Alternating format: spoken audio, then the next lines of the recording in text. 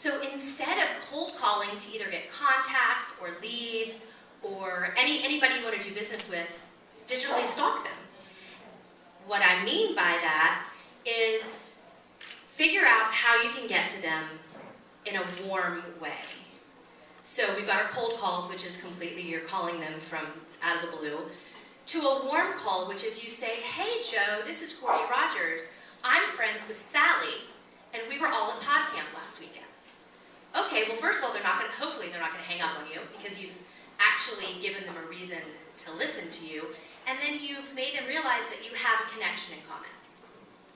So that is just one of the very small reasons that I like to digitally stalk people. How do you find companies or people to stalk? This is coming from a small business perspective. It's my brother and I, obviously we're a small business. I need to figure out who I want to do business with.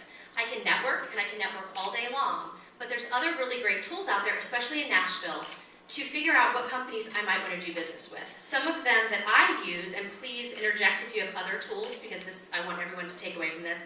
I get the Tennessee and Z-Blast every day, and they do a really good job. Is Night in here? Yes. They do a really good job of very specifically highlighting what companies are in the news. The same with the Nashville Business Journal. Anyone in here from MBJ? Same thing. You get an e-blast, and it specifically says this is what's happening, and then here's the companies that are in today's news. So it only takes a few minutes in the morning. I kind of put it into my routine of checking my email, checking my Twitter, all that kind of stuff, and then seeing, oh, who's new in the news? What's happening? Because there very well may be a chance that I could do business with them. The Post, the Nashville Post is another great one. The Scene. I'm from Franklin, so I also like the Herald. I get all these people's e-blasts because I don't read newspapers anymore, sorry. I read them online. So I get these e-blasts every day. I just skim through them, and then I'll say, that's a new company. Possibly they need a brand. Maybe they need some marketing work, things like that. Then is when the magic happens. I look them up on the Google, first thing we do. Okay, I figure out who it is that I need to talk to. Because if I just call the number that's listed on the website, I'm probably going to get passed around, as I should, because I don't have a warm lead to get in there. So I need to figure out, is it the marketing director I want to speak to? Is it an executive? Who is it that I need to get in there? Then I go to LinkedIn, and I find this person, like let's say it's Sally Smith. Okay, I need to get to Sally, who's in the X company. I try to find this person on LinkedIn. Now, I'm very active on LinkedIn, so I have a lot of contacts. So hopefully, I can find through my group of contacts how I can get in with Sally Smith. See where we're going here? And this is totally not illegal, people. This is legal stalking.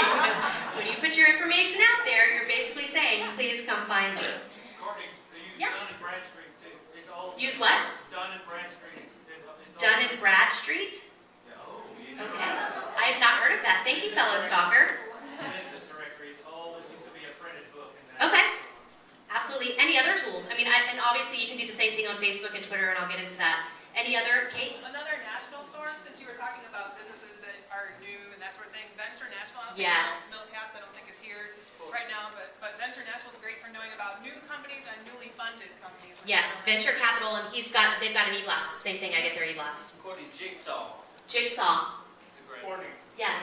There's one you got to pay for, it's called LexisNexis. Yep, I've seen that one too. Oh yeah, I'm so cheap, I don't pay for anything. So yes, LexisNexis, you can pay for it. I don't even have the next level up on LinkedIn because I'm that cheap. Another thing about LinkedIn, there's groups on there. So I joined any group that might have could possibly help me. Networking, technology, social media, things that make sense to me. And I join these groups, and then people start discussions in the groups. Just like all social media, and this is a digital conference, so I'm not going to sit up here and preach about the power of social media, but it's really important that you interact with these groups as well. So you don't just join them, but put something up there. Question? How do you find those? There's this really cool button on LinkedIn that says groups you might like.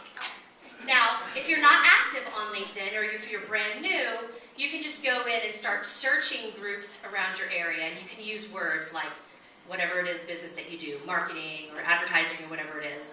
And then you can find groups that way. Some groups are open and some groups are closed, but even the closed groups are normally pretty cool about letting you in once they figure out you're just like a semi-stalker.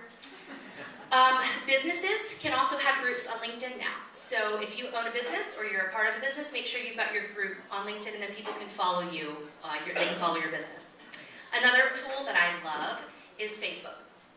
So some people are a little bit iffy about Facebook because it is personal. You might have pictures of your kids and things like that up there. But you can do a search on Facebook to see if you know this person and how many people you have in common.